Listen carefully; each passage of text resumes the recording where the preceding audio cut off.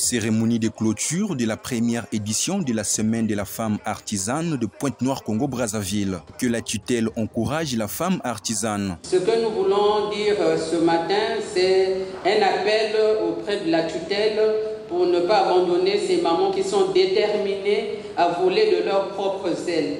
Ces propos sont de Marie-Noël Makosso, présidente du comité d'organisation de la première édition de la Semaine de la femme artisane de Pointe-Noire. En effet, le marché des artisans qui a été clôturé ce mardi 12 mars 2024 a vécu pendant 10 jours au musée Cercle africain. Afin de bien connaître les tenants et les aboutissants de cette foire artisane, Mediaplus Océan a tendu son micro à Marie-Noël Makosso. Elle fait le point. L'activité en elle-même, c'est une semaine que nous avons dédiée, étant la semaine de la femme artisane. Donc nous sommes à notre première édition.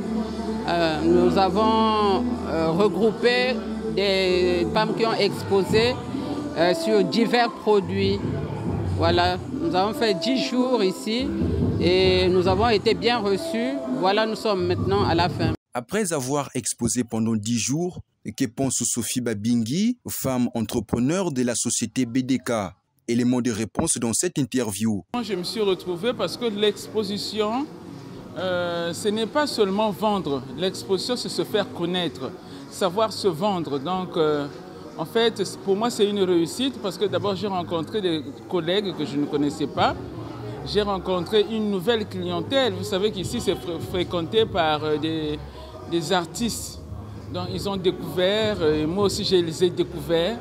Donc, pour moi, c'est une connaissance de plus. Bien avant le mot de clôture, le public venu pour la circonstance a suivi l'hymne national de la République du Congo en Vili.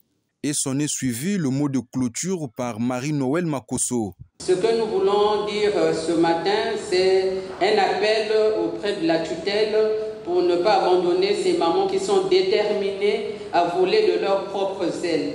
Alors, il faudrait bien qu'il y ait des encouragements de temps en temps, et nous voulons remercier Dédé du livre, le responsable de ce site qui a bien voulu nous abriter pendant toute une dizaine de jours, et ça a été bien.